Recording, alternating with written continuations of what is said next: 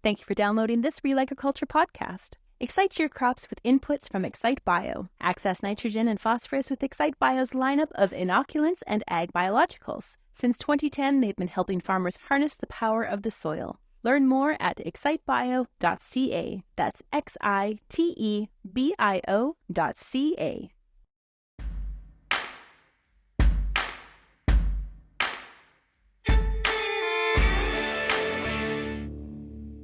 Hi, I'm Bernard Tobin. Welcome to Real Agriculture. Today, I'm at the Ontario Agricultural Conference, catching up with John Hurd, a retired Manitoba soil fertility specialist. But you're working today, John. Well, there's some of the fun things. Now I get to do fun things. Yeah. And what could be more fun than talking to groups of farmers when you got a message that you think is relevant? Yeah, and a great message today. Talking about maximizing nitrogen efficiency. And, you know, a lot of focus on getting the most crop, the most bushels per pound of nitrogen. And a lot of that conversation always starts often with the 4 R's, but I want to get to that in a minute. Today you spent a lot of time talking about the 4 L's: lift off, leftover, loitering, and leakage. Let's start with lift off and volatilization. Yeah. Well, the reason I did that, I just needed to be a contrarian. I just needed to break out of the 4R rut and focus on back to the same principles, but looking at the losses rather than the fixes right from the start. The 4 L's, those are the losses. And based on those type of losses, that's how you trigger your strategy within the 4 R's. What about let's talk a little bit about lift off and and volatilization and what's happening there, and again, what do we need to be thinking about? Well, the lift off, the volatilization of surface or shallow applied urea or UAN solution, and one of the first things I did, I looked at the fertilizer use survey done by farmers, and that tells me that Ontario farmers, corn farmers, a lot of them are pretty tuned in on this, because a third of the urea or UAN going down is with a type of inhibitor, presumably a urease inhibitor, to manage this. So I'm impressed by that they're using some of the important tools. And it's because they know what the risk is. You lay nitrogen on the surface, and if you don't get rain, and if it's a sandy, low organic matter soil followed by drying and warm conditions, we can lose a lot of that nitrogen. Yeah. And you're a big fan of banding as well, right?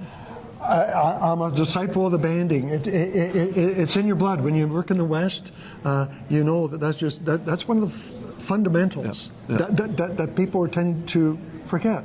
They're enamored by these behemoth broadcasting units that can cover lots of acres, and they're logistically efficient, but they forego a lot of the fundamental advantages that banding offers. That was the drum I was beating today. In case you didn't hear it. You're beating it again. Yeah. Let's talk about a second L, leftover, and that is that feeding those microbes and residue. Yeah. And that's another one that I used, that fundamental slide from research done out there showing that, because we often have this struggle. When we apply nitrogen, there's 2 things at the trough. There's the crop, which we wish, and then there's microbes, which are working to break down the previous crop residue. Depending on how we manage our nitrogen, we can advantage one over the other. And if you're broadcasting, incorporating your nitrogen, you're feeding the bugs. They're first at the trough, and the crop is getting what's left. Or some of the fundamental slides, I can switch the tables, leave that residue maybe stranded on the surface, band my nitrogen below, and I've got a physical separation.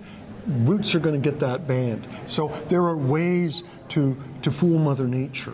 Right. Let's talk about loitering, your 3rd L, and that is nitrification, reducing nitrification. How do we manage that? Yeah. I got to pass on credit where it's due. That's Muriel Tenuda's work, is loitering, but it works very well. So loitering is when something's in a place where it may get into mischief or trouble. Right. And if we apply nitrogen, at the right time or early in the season or planting, but the crop doesn't take it up until we're into late June or July, there's a period there where it is subject to potential losses. If in wet conditions, Western Canada, not so much. Right. Eastern Canada, that happens. So that period there when it's loitering, we maybe need to do some management of that, and a lot of the studies in this area focus on how to manage that with inhibitors or enhanced efficiency products, or placement and timing. That's where they kick in. I want to talk the last L here is leakage, and that really is about denitrification. Yeah, and that's what happens when you've got loitering nitrogen. Well, first of all, if it's on sands, it's going to leak or leach out. But yes, and if you're on a sandy soil, you know that. But the other one is on the heavier textured soils. If you're wet, if you get, it doesn't need to be standing water, water-filled pore spaces, the microbes, they reduce those conditions. The main thing is they take your nitrate nitrogen that you paid good money and good coin for and convert it to gas that escapes. And that's where we can lose some very substantial amounts. And in a wetter environment on a heavier textured soil, that's the major risk that people are facing. So, and there's some good strategies, but the big one, it's not a chemical or a piece of tool or whatever. It's called tile. Yeah, take it out.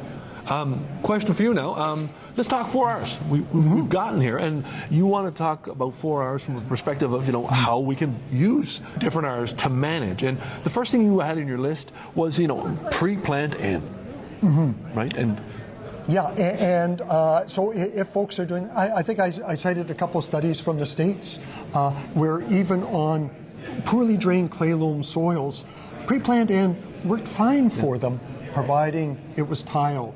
But in the poorly drained stuff, where you like to get water sitting on these clay loam soils, they tended to get this denitrification loss. So similar studies there on sandy soils just said, well, the answer is where you Sidedress. And over 50% of Ontario farmers are doing Sidedress or in-season applications. So it's kind of like they got this. I'm presuming that they're doing it for these reasons, that they've identified they're at risk, and that's why they're doing it. Yeah. So as I say, source, rate, timing, all those things. You talked about better management, better application, and ammonia. Well, I do, but I'm a fish out of water here. Like I'm just kind of digging them a bit. Like it's too bad that Ontario has forsaken the most economical form of nitrogen for farmers.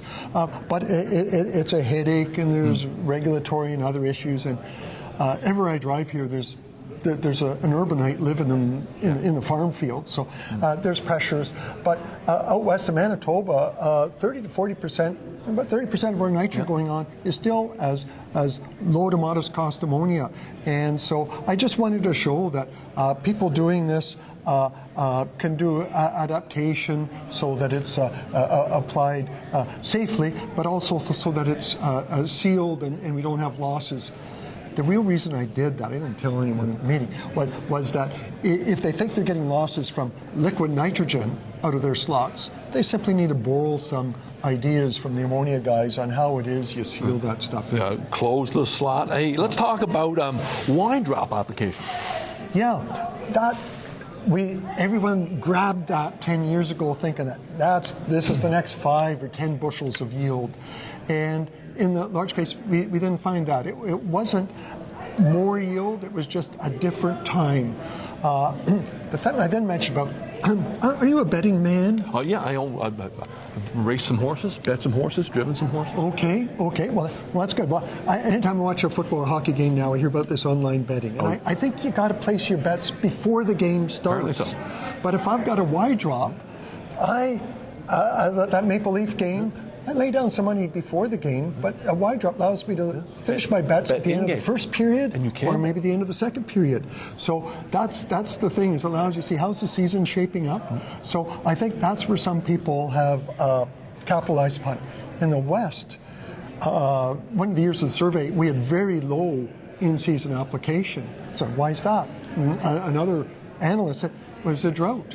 The farmers just said, yield potential's not there. No more money going on this crop. So if you're doing in season, you've got some wiggle room to account for losses that have happened, but also if yield potential falls off the table, you stop spending money. Yeah, a great conversation there on split application and timing. Hey, final thing for you.